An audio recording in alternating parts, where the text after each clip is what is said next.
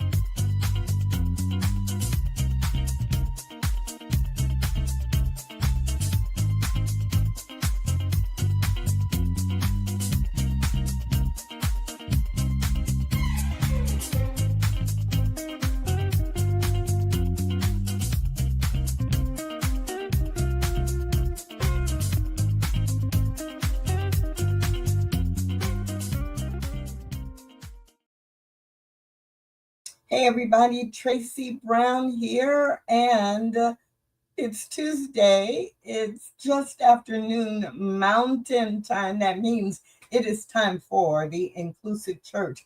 And I had to stop and think about that for a minute. Like, wait, what day of the week is it? What time is it? Where am I? Because even though it's only Tuesday, already this week feels like a whirlwind. So I love the opportunity to just slow down a little bit and focus on what does it mean to be an inclusive church? What are some things we could be thinking about that would help us be more inclusive in our spiritual communities? How do we want to strategically transform our emotional and spiritual commitment to creating spiritual communities where oneness does not require sameness? How do we transform that into the way we actually show up in the world? And today, as you can see, I don't have a featured guest. And when that happens, I make it a Toolkit Tuesday. So that means if you hang out with me for just about 30 minutes, maybe a little less, maybe a little more, but about 30 minutes, I'm going to focus in on one idea, one topic, one theme, and give you some questions to think about or some things to try so that you can then go and apply that in your interactions in your spiritual community. Now, the title or topic for today is this idea of marketing and proselytizing and evangelizing, and how are they the same and how are they different? And I get tickled actually, because there are still so many times when I hear people in New Thought spiritual communities go to, well, we don't need to market, the right people will come to us. Or, oh, we can't do marketing or outreach because, that would be like evangelizing to the world, and we're not trying to convert anybody. And it just tickles me that we forget that, one, principle is not bound by precedent. Number two, that we forget what our mission is, and that we attach these, what we then label negative behaviors, with our decisions or our priorities, and then we let those false definitions apply, or we let the dictionary definitions apply, and then we give up on our responsibility to do what we are here to do. So what am I talking about? Let's first do some definitions, right? So these are not the sole or only definitions that you can use, but let's just look at definitions for marketing, evangelism, and proselytizing. So if we go to the American Marketing Association, the way that they define marketing is pretty broad, that marketing is an activity. No, okay, it's not what you think, it's what you do.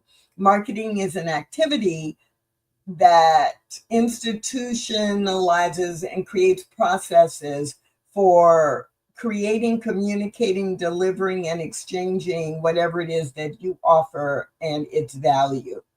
So obviously that's really, really very broad, because you might be marketing a product, you might be marketing a service, you might be marketing a faith, philosophy, or way of life. If you're marketing science of mind, you might be marketing a spiritually grounded philosophy if you're marketing unity, churches. And so it does depend on what you are marketing.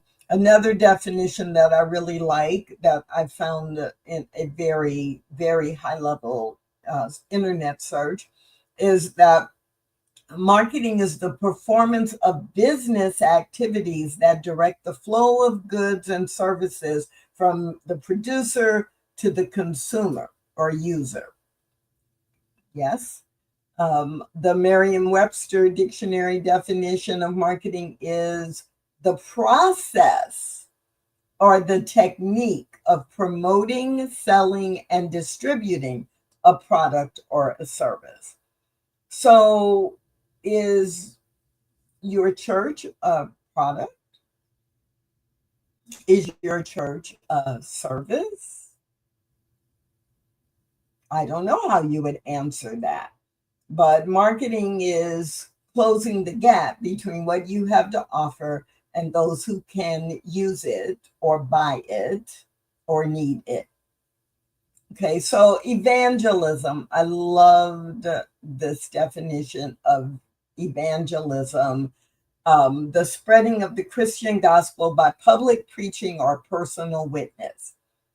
And that made me think, well, wow, is it you can only be doing evangelism if you are preaching, teaching, or witnessing, or giving a testimony about the Christian gospel?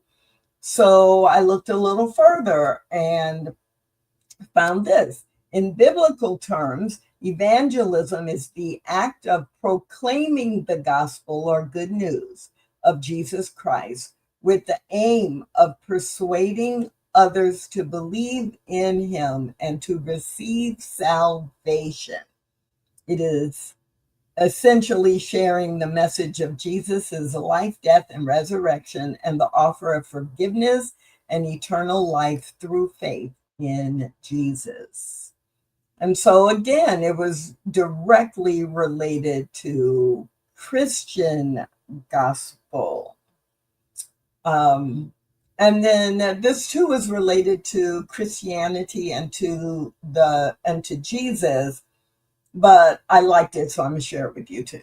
So Jesus' teaching on evangelism centered on the, quote, Great Commission, end quote, instructing his followers to make disciples of all nations by baptizing and teaching them.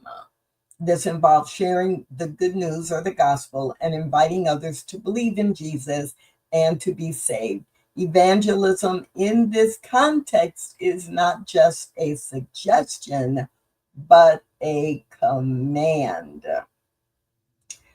However, I had to search a little bit to go beyond the direct link between evangelism and Christian gospel, specifically Jesus. So evangelism comes from the Greek words euangelion, which I am probably woefully mispronouncing. But what it means is a good message or gospel. And another Greek word, which means to announce, to declare, to bring or preach this good news or this good message. And when I read that, when it was taking me back to the Greek etymology of the word, I was like, okay, so now I understand at another level. Some of you may remember as Apple, the company Apple at that time was going by that name. And as they came out, they talked about evangelists, that you are the Apple evangelists, or that key people were the Apple evangelists. And that if you bought into Apple based or created products, then you became an evangelist too, spreading the good news about these amazing products and how they were shifting the industry, and I guess maybe even being the savior of your technology related life, right?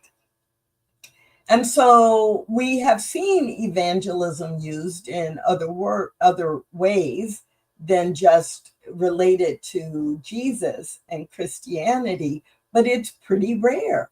So for most of us, when we think of evangelism, we do think about the Christian churches, and the idea that if you were raised in a Christian church, you were expected to be an evangelist, to bring others, to share the good news, and to encourage others to follow the same path that you are following. So I had to ask myself, is there a difference between evangelism and proselytizing?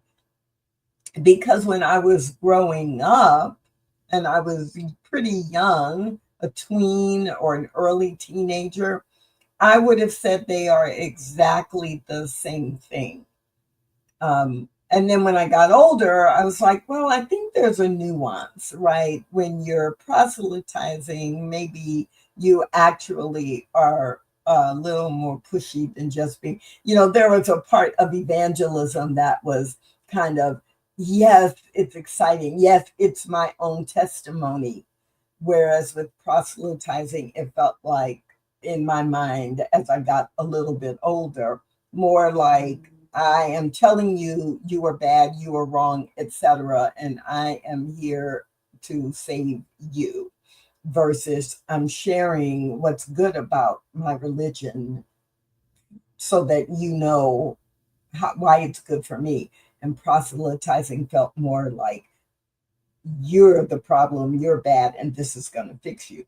Now, I admit that is simply the way, probably by the time I was in my late 20s, I thought about it. And over the last 20 years plus, I haven't thought about it much at all. So I don't really have a current definition, which is why I went to look to see on the internet what I would find. So I'm going to take you with me.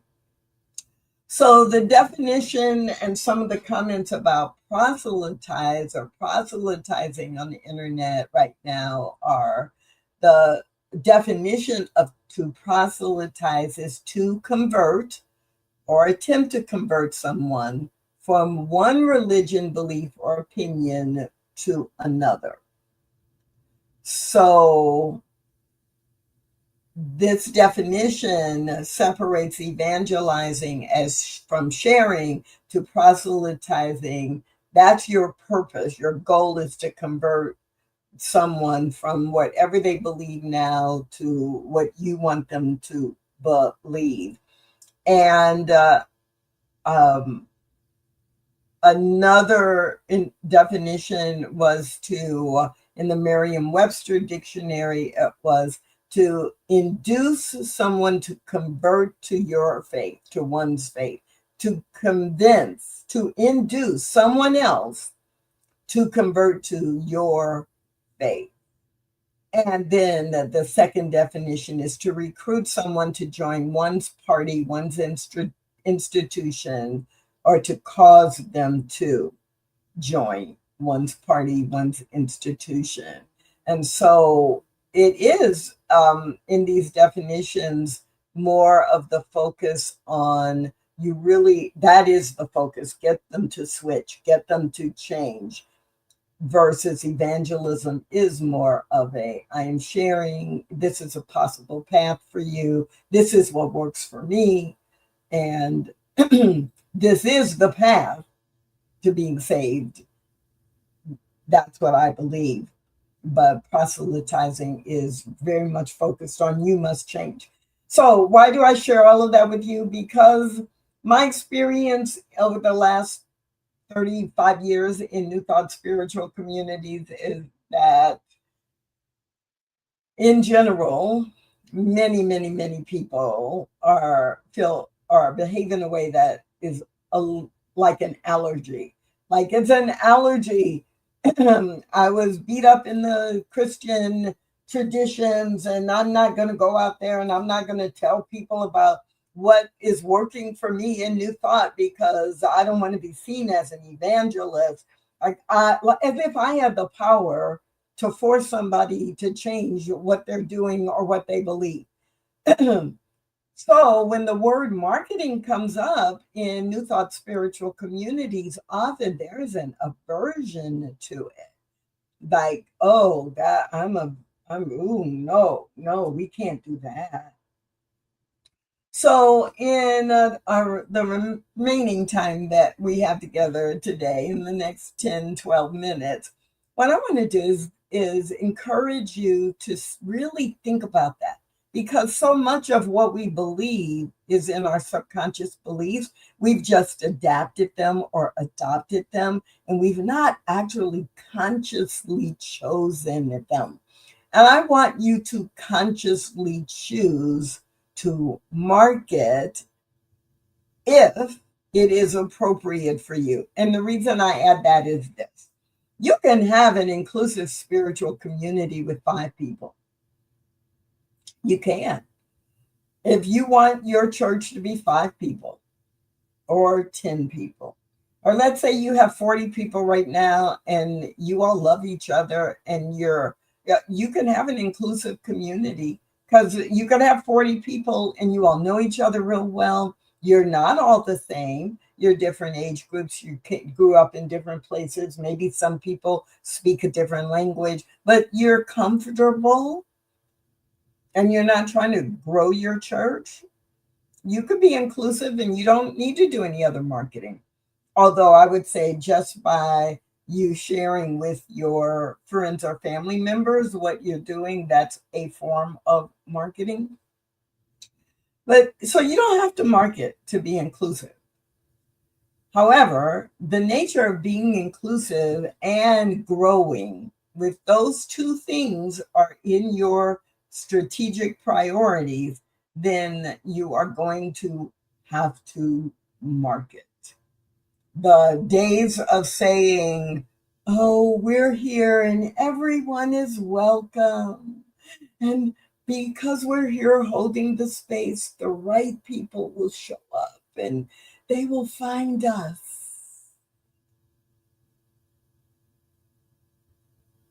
There is a word that begins with B that I want to say, but I don't really want to say it, so I'm not going to say it, but you know what I'm talking about.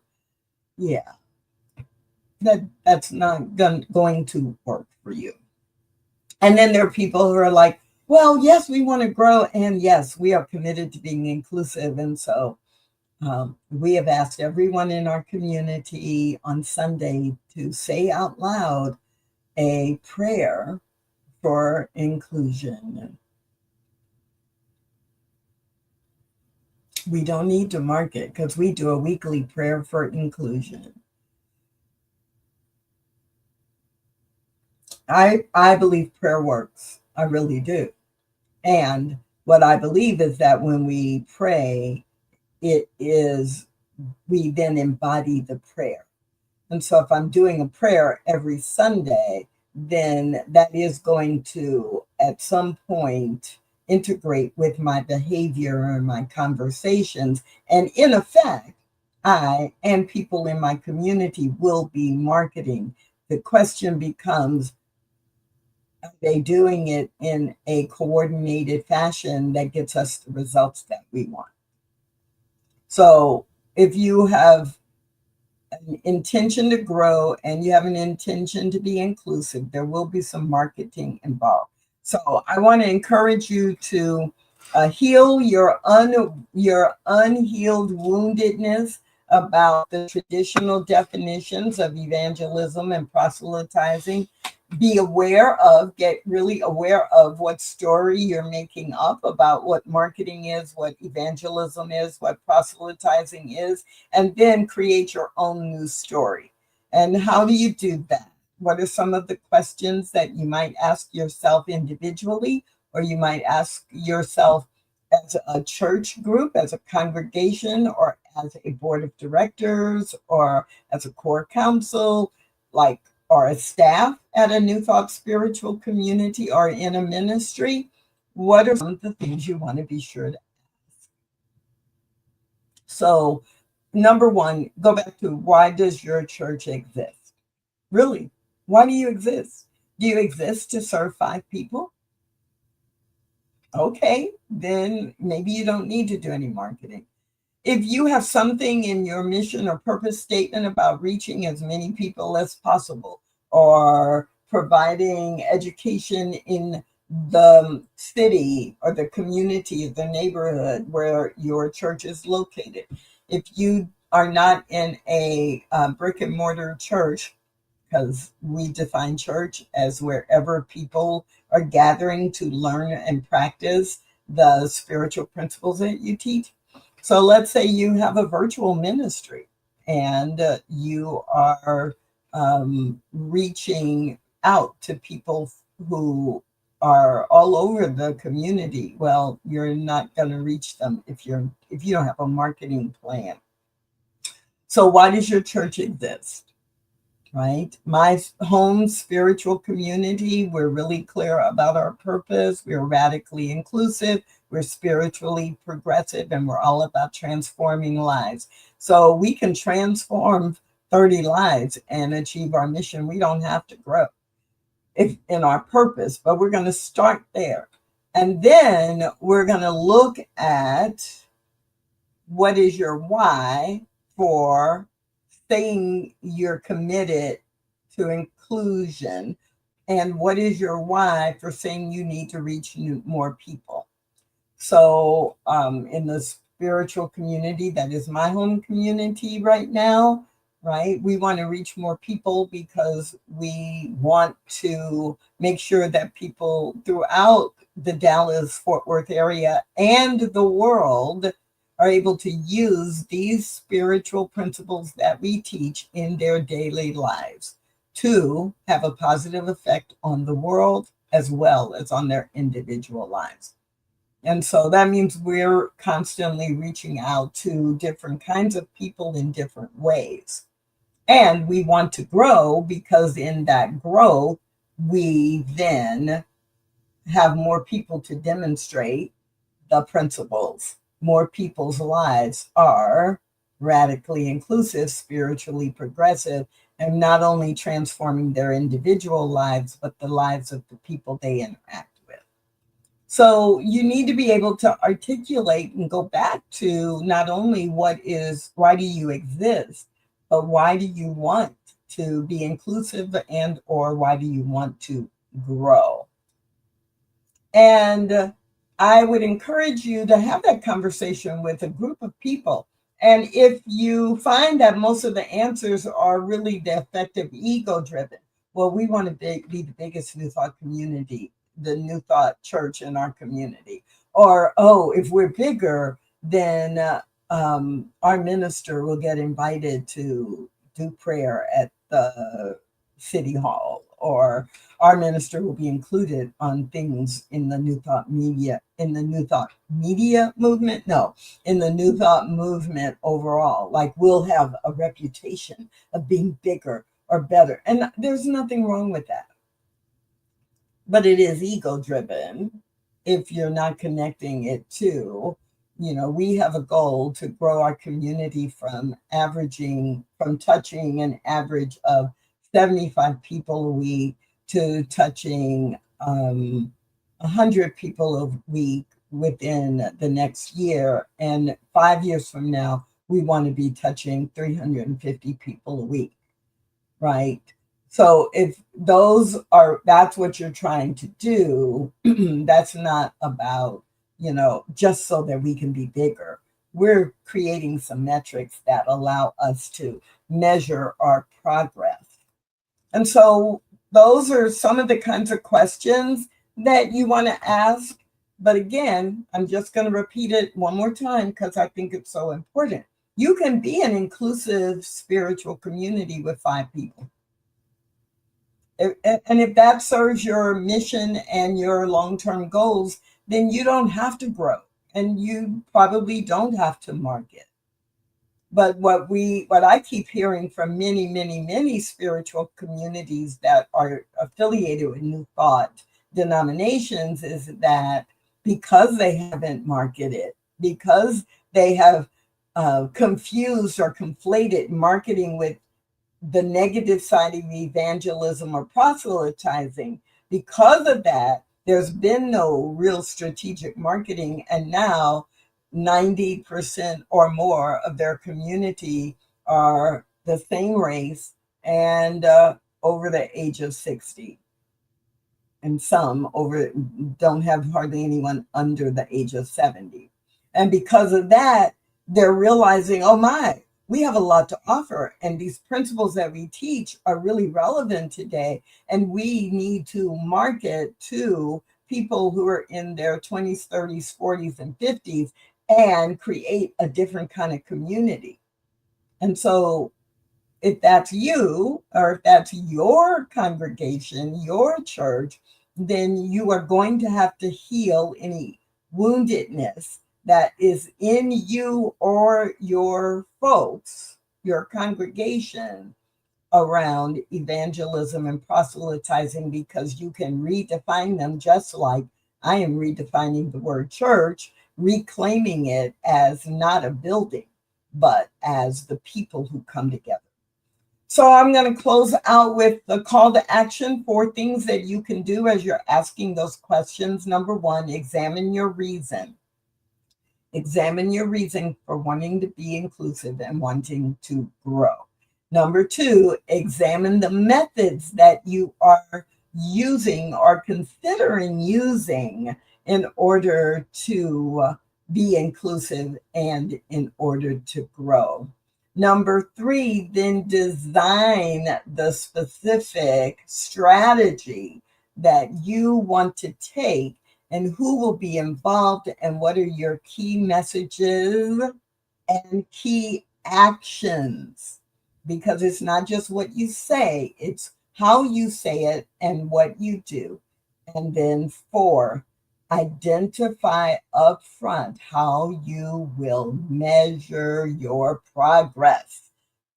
Don't go off doing 10 things and planning 5 new projects without having identified what are your metrics or what are your progress points, so that you know you're moving from 75 people a week in participating in different programs and services to 100.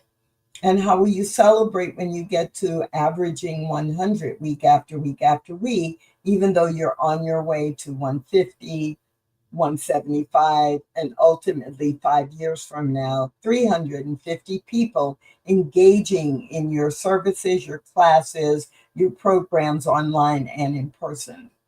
So that's a pretty basic 4 things to remember as a call to action. Examine your reason and your methods, then design your strategy and identify your metrics. If you can do that related to being inclusive, you will not only see results, but you will weed out any old false beliefs or old stories about evangelism and proselytizing. You will focus on sharing what you have and the value of what your church brings, both for individuals and for the community, and for navigating the crazy world that we are all living in today. For more information, obviously, you can check out stainedglassspirit.net or check out Stained Glass Spirit on Facebook. And I hope, I hope that I will see you right back here on the New Thought Media Network next Tuesday at 1 p.m. Central, but 12 noon Mountain Time. My name is Tracy Brown. See you again soon. Thanks for watching The Inclusive Church with Tracy Brown. Join us again next week at 12 noon Mountain Time.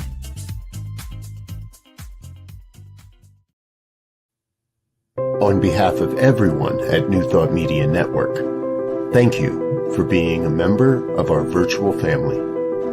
Your financial contributions help share the New Thought message with people from around the world. Please visit and contribute at www.ntmedia.org/donate. New Thought Media Network, come be you. And please like, share, and subscribe. Until next time, peace and blessings.